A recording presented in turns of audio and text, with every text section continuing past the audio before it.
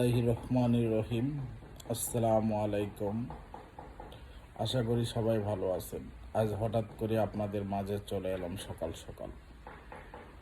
আমি দেখলাম মালয়েশিয়ার একটা ডিস্ট্রিক্টে কেলানি অপরাধী দিয়ে বাংলাদেশিদেরকে ধরে নিয়ে চলে যাচ্ছে এই দেশের পুলিশ। কারণ একটাই, তাদের কাগজপাতি নাই। তাদের যে কাগজপাতি নাই, কেন নাই কাগজপাতি? তারা কি পাখির মতো কি উড়ে উড়ে মালয়েশিয়াতে এসেছে? না, তারাও এসেছে একটি কোম্পানির নামে, একটি প্রতিষ্ঠানের নামে। কিছু কিছু প্রতিষ্ঠান আছে মালয়েশিয়াতে,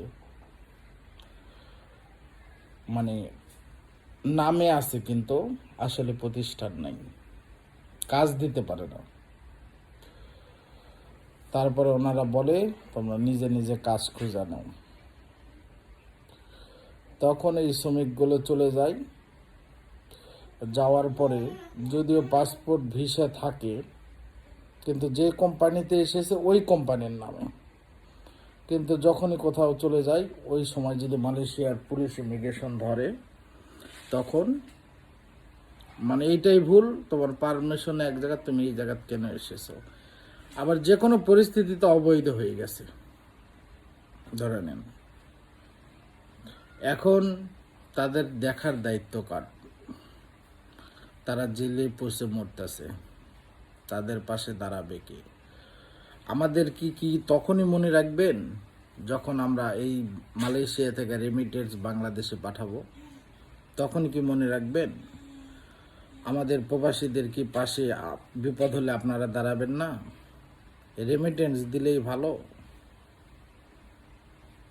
আমি বাংলাদেশ হাই কমিশন মালয়েশিয়াকে অনুরোধ জানাইতেছি, আপনারা প্রবাসীর পাশে দাঁড়ান। বাংলাদেশ প্রাইম মিনিস্টারকে অনুরোধ জানাইতেছি, আপনারা প্রবাসীদের নিয়ে কাজ করুন।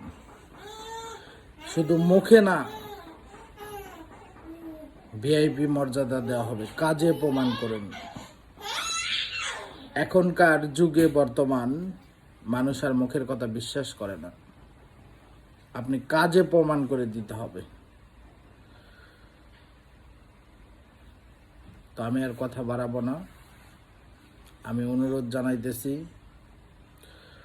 আপনারা এই দেশের সরকারের সাথে বসেন, কথা বলেন। কিছুদিন আগে হচ্ছে আপনার নেপালে যে মানে শর্তবলী দিছিল, সেগুলো নেপাল সরকার রাজি না, ওই জন্য নেপাল থেকে আর লোক পাঠাবে না। বাংলাদেশ থেকে কথা হয়েছিল লোক পাঠানোর, কিন্তু এর মাঝে আরেকটা যদি কাজ ভালো হয়, যে অবৈধ যারা আছে তাদেরকে যদি আর একটাবার সুযোগ দেন, তাহলে বাংলাদেশে আবারও রেমিটেন্স যাবে। আপনি মানুষের বিপদের সময় থাকবেন, পাশে দাঁড়াবেন, আল্লাহ আপনার পাশে দাঁড়াবে।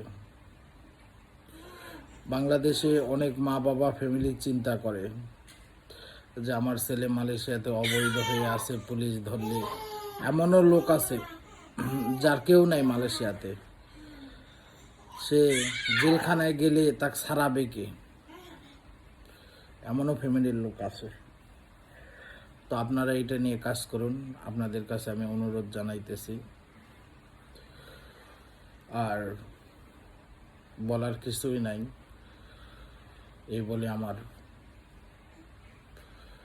মনের ভাব বলা এখানেই শেষ করে দিলাম। সবাই ভালো থাকবেন, সুস্থ থাকবেন। আসসালামু আলাইকুম।